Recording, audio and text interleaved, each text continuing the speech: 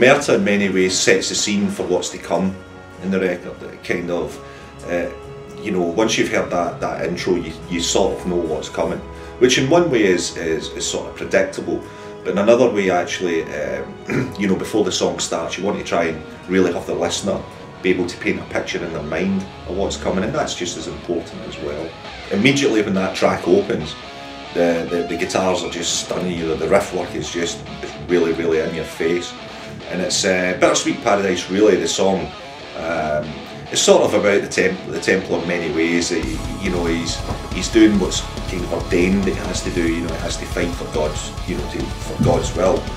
But equally, you know, there's certain processes in that make it very difficult for him through, you know, guilt and all these sorts of things. So it's bittersweet in one sense that he's carrying out God's work, but it's bitter to him because of the way he has to do it. And it's really how he himself feels about that. So it's a very kind of sort of personal song to the Templar himself.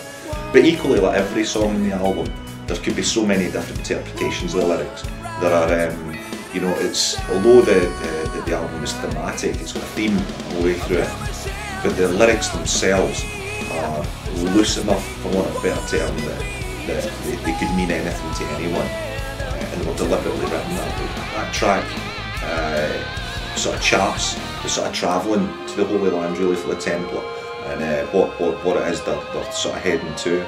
The track itself is great, absolutely brilliant riff in the intro, as always, and really good sort of keys work, and there's some good heavy vibe in that track, and you know, all through it, it's got, you know, real sort of strong hooks, real strong melodies. In particular, actually, it's one of my favourite tracks actually, and one of my favourite sort of vocal performances actually that Gus puts on.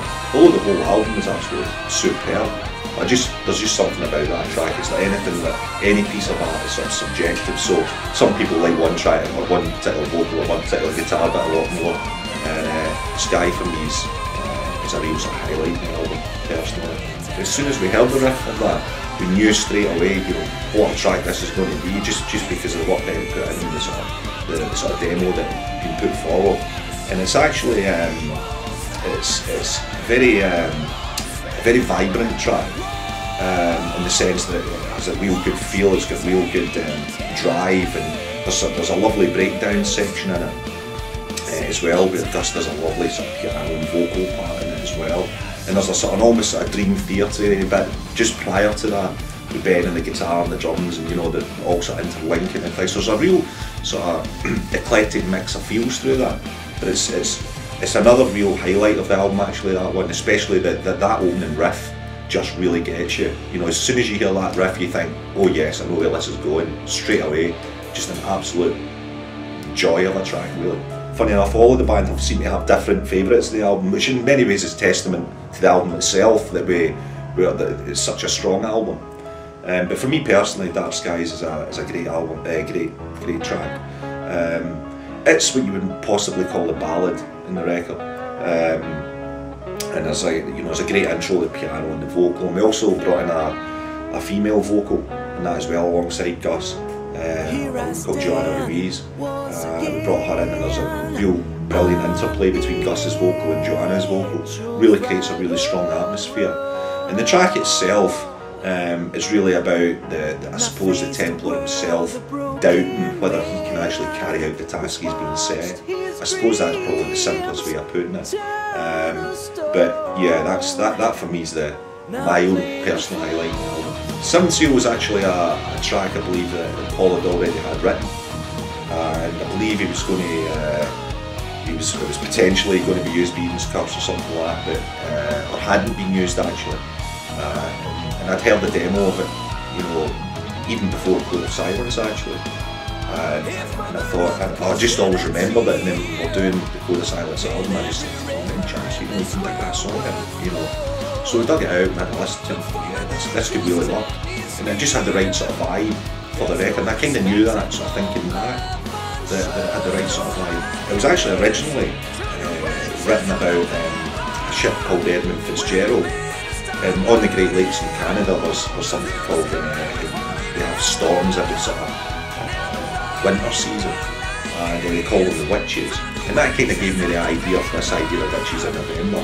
And basically the track itself is again about the sort of Templar journey and the problems, you know, like ships sinking in these heavy seas and all the sort of turmoil that having to go through just to even begin their mission.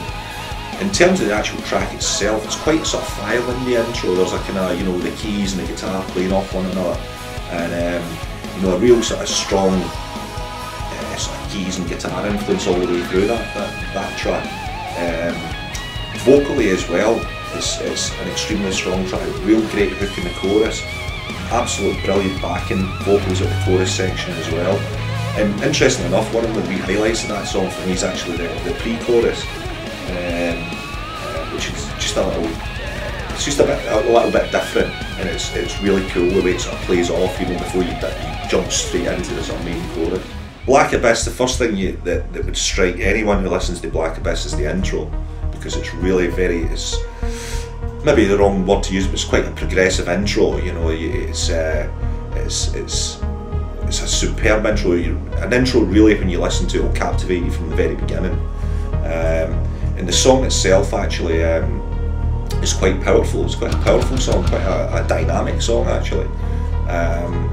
And if I remember again, I think this was the second track that I'd heard that Paul had never used, and I'd said to him again, yeah, there was another one I remembered that he'd had, and we sort of brought that one out, and we really thought, you know, Ben and Scott and Gus and John would really bring something to the sort of table, make something of that track, and you know, by God did they, an absolutely brilliant track. This is the kind of the real heavy track in the album. This is you know, it's sort of double bass, drums all the way, you know, or pretty much all the way. It's a really heavy track. And again, the opening riff again is kind of, I suppose you maybe say even Malmsteen-esque. You know, that opening riff, it's very, very, very quick, very dynamic, very driven song. But again, you know, the hooks are all in there. You know, the album itself, from beginning to end, actually, I should say, is just a sort of melodic paradise. And I always think, you know, in any album, what you're looking for immediately is hooks that you don't have to find, they're just there for you. And the whole album actually gives you that, none more so than Knights of the Crimson Cross, despite the fact, you know, it's a really quick track, fast tempo track. It's actually a highly melodic track, and some really brilliant performances in that track, really brilliant performances. Again, it was an early track that was written, and just the whole sort of, again, the tempo of that song is really, really good. It's a really sort of steady pace all the way through. Again, some great breakdowns, especially the midsection of the song. And I believe, if I remember rightly, yeah, it is in this track that Ben and Scott sort of do a dual solo in the keys and the guitars, and it's absolutely magnificent. And then you can go out to this really calming and beautiful piano section. Gus delivers this really sort of hair-raising kind of vocal. And then you come back into it, and actually the very end of the song as well is almost reminiscent of, for want of a better term, sort of the sort of theatrical sabotage, you know, the guitar playing off the piano, and very sort of dramatic and theatrical. Real strong track, Midnight Cathedral, definite strong track. Here to Heaven was actually the very first track that was written for the album. It was demoed about 2 years ago.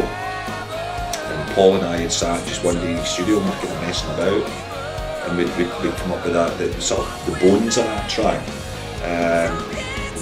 Another great track in terms of intro. Again, the guitars playing off the piano and sort of you know, in the sort of orchestral parts as well. Real sort of big intro part. And again, really Here to Heaven's about achieving your goals. And in the context of the Templar, I suppose it's him achieving his goal of doing what God has ordained him to do, but equally it can apply to anyone in terms of the goal that they want to achieve.